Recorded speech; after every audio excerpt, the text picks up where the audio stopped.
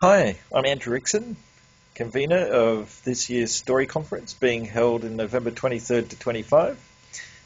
And we're joined with Bob Dick, who is one of our pre-conference workshop presenters running on the Wednesday 23rd. Hi, Bob. Hello, Andrew. And for those of you who don't know, Bob has got quite an international reputation for action research and action learning. Bob, could you tell a little bit of what's your origin story for getting involved in action research and action learning? Two stories, actually. In the early stages, they were entirely separate endeavours, two different literatures that barely even referenced each other. And when you say the early stages, what years are we talking about there? We're talking about, well, for me, in the mid-1970s, I started as an academic at the University of Queensland in 1974. About 69, I think it was, I got introduced to action research by John Dam because as an undergrad I sat in on a course that he ran in what I think was called industrial and organizational psychology at the time, and he was an action researcher. And then later on it became not just a theoretical but a practical endeavor for me when I did some change work with Hollis Peter, who had been a North American consultant and was the foundation chair of management at Queensland Uni. And Hollis and I did some work together along with a team of other people who used action research. Action learning came about entirely differently. It was in my early days at Queensland Uni, and a colleague and now friend of mine, Ron Passfield, was a manager in the Australian Tax Office. Ron was instrumental in doing the early planning for an action learning-based leadership development program for Commonwealth public service managers in Queensland. And so different Commonwealth government departments could enlist their, preferably teams of managers, in this course that was run on action learning principles. They'd receive a brief workshop. They'd then be given a couple of weeks to try out in their action learning teams that workshop in practice. They'd come back and learn the next piece of action learning and go away and do that. And it was only later on, partly through my own reading, that I became surprised at how separate the two endeavours were. And then when I was at Southern Cross Uni, and that was from 95 onward from memory, I was working there with a number of people. Alan Davies was one who'd worked with Fred Emery at Centre for Continuing Education. Fred was an action researcher, and Autran Zubaskerrit was there for a while. And Autran probably did more than anybody to bring together action research and action learning in the public view, partly by running an international conference on the two in, I forget the year, but some while ago now. It was called the first World Congress in Action Research, but one of the keynote speakers, in fact, was Reg Revens, who was the founder of Action Learning. And as you know, Autran was also responsible, among other people, in setting up what is now the Action Learning Action Research Association, which is an Australian-based but international organisation which combines action research and action learning in much of what it does. Interesting.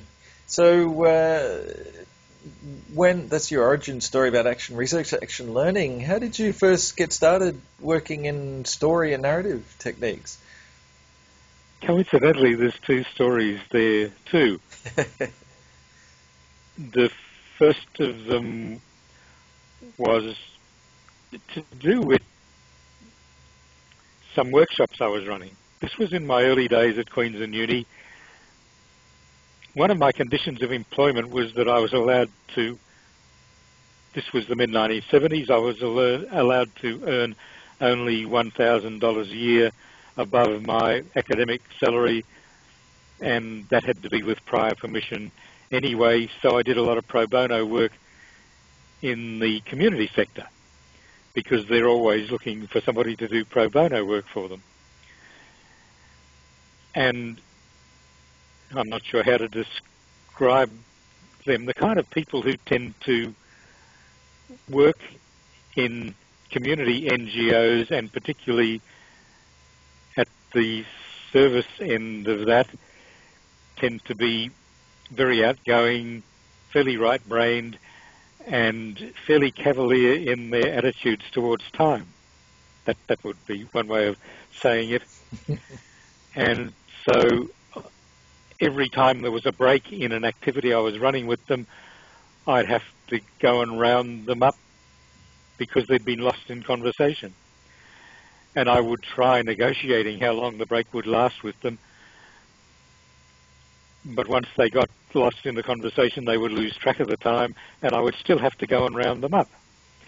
So I developed the practice of starting each session with something that wasn't absolutely necessary for the session to follow, but was relevant for it. And I would use story for part of that. The other part of story was Tim Delmo, who's a Brisbane-based consultant, although he does a lot of work overseas these days. And he and I, sometimes with some other people, were doing some cultural change work. And you've probably heard me say before that the thing about culture is that it's a bit like dark adapted vision. If you look directly at something with dark adapted vision, it disappears. You have to look at it out of the corner of your eye in peripheral vision. And culture's a bit like that.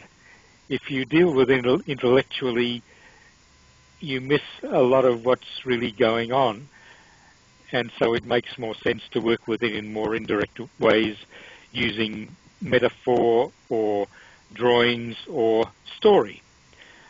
And Tim and I mostly use story for those purposes, both for diagnosis and as you do yourself. If you get people in small groups and you ask them what sort of things goes on around here, sooner or later they'll start telling stories, and once one person tells a story, that triggers recollection of stories from the other people there.